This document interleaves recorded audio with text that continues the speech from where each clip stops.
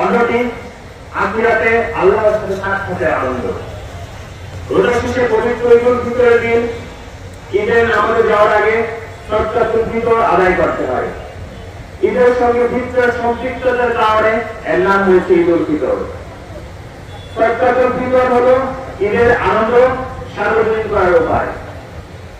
গরিব গরিব সবাই যেন ঈদের আনন্দে সামিল হতে পারেন সেজন্য এই ব্যবস্থা। সদকাতুল ফিতর পবিত্র রমজানের রোজা পালনের সুক্রিয়া স্বরূপ এবং এটি রোজাকে পরিপূর্ণতা দান করে। প্রিয় রাজবাড়িবাসী, পবিত্র এই খুশির দিনে আমাদের হৃদয়ের কষ্টরূপে তৌহিদের শুনে গেলে আল্লাহর একত্ববাদ, রাসূলের জীবন আদর্শ তথা ইসলামের বিধান সমূহ প্রতিপালনের মাধ্যমে শান্তির আলোয় উদ্ভাসিত হবার আহ্বান জানিয়েছে। ঈদ সাম্য, সম্প্রীতি, সমতা ও ভ্রাতৃত্ববোধের প্রতীক। ঈদ আনন্দের মাঝে কোনো ভেদাভেদ নেই।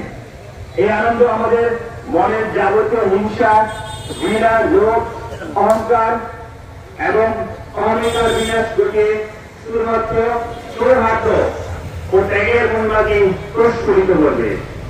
আসুন ঈদ আনন্দের এই মহেন্দ্র ফলে আমরা জাতীয় জীবনের সর্বোচ্চ শান্তি, সমৃদ্ধি ও সম্প্রীতির জন্য সর্বশক্তিমানের কাছে কায়মনোবাদকে আবেদন করি।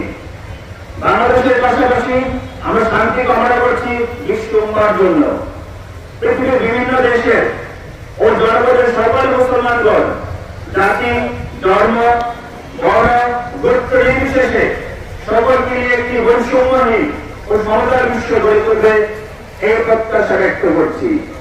পরিশেষে ঈদের আনন্দ ছড়িয়ে পড়ুক প্রতিটি ঘরে, প্রতিটি প্রাণে। সকলকে ধন্যবাদ। আসসালামু আলাইকুম। ঈদ মুবারক।